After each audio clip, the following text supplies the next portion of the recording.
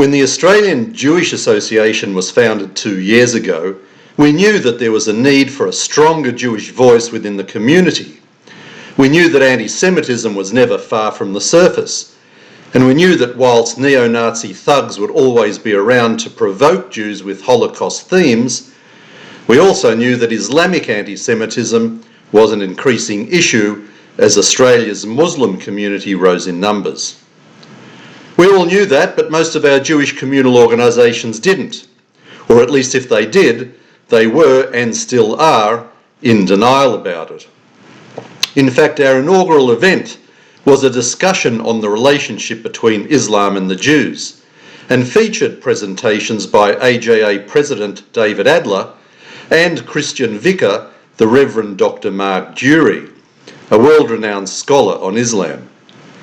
This subject was so scary to our Jewish communal organisations that we were kicked out of 2 venues before the South Caulfield Synagogue defied all the protests from the far left and hosted our night.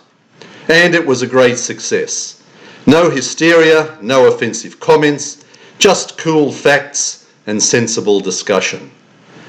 And I'm mentioning this today because of the front page story that the Australian Jewish News broke, which described the bullying, harassment and anti-Semitism that a Jewish teenager was subjected to within the public school system here in Melbourne. It features a photo of this kid being forced, under threat of personal harm, to bow down and kiss the feet of a Muslim fellow student. Just take a look at this photo for a moment.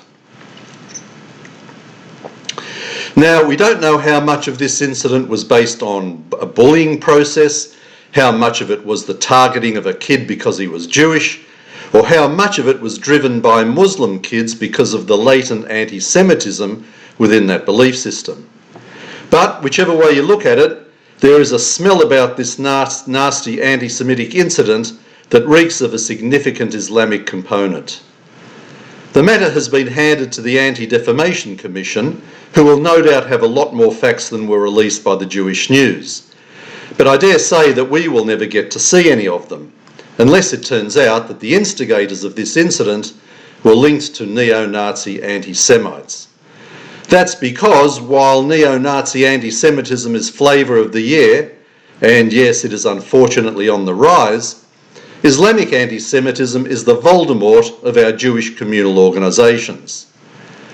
For those who have never read any Harry Potter books, Voldemort is the arch-enemy that cannot be named. And so it is with our local organisations. They will scream from the rooftops about Holocaust-related anti-Semitism, but tremble at the knees, to use Menachem Begin's famous phrase, when Islamic anti-Semitism finds its way into the public domain. When the Vice President of the Islamic Council of Victoria stood up at a rally to effectively say that Israel should be dismantled as the nation state of the Jewish people, what did the Jewish Community Council of Victoria do about it? Not that much, other than have a private conversation with them before, no doubt, rushing off to another interfaith dinner. What is particularly interesting about this latest incident is its theme. These kids could have chosen some Hitler-related theme, but instead went for an Islamic line, highlighting the concept of what is called dhimmitude. Islamic theology teaches that a dhimmi, D-H-I-M-M-I, is a second-class citizen that is only tolerated within a Muslim community. The word dhimmitude is formed by linking that word with the notion of servitude, whereby a non-Muslim exists only to serve their superior Muslim masters. So, if you're wondering what happened afterwards in this incident, the mother of the boy concerned approached the school only to have them whitewash the incident. She is reported as saying they weren't even prepared to label it as a case of anti-Semitism. She also said that everything these days is regarded as an isolated incident. And here she has hit the nail on the head. It is easy to label these occurrences as one-offs, because then you don't have to admit that you have a problem. The AJA will be watching to see if the facts of this case are released, and we will be agitating for this to happen. But in an environment where the Muslim community wants this country to have one set of racial discrimination laws for them and a different set for all the other religions, I am very sceptical of the Anti-Defamation Commission having the courage to tell us all what really occurred.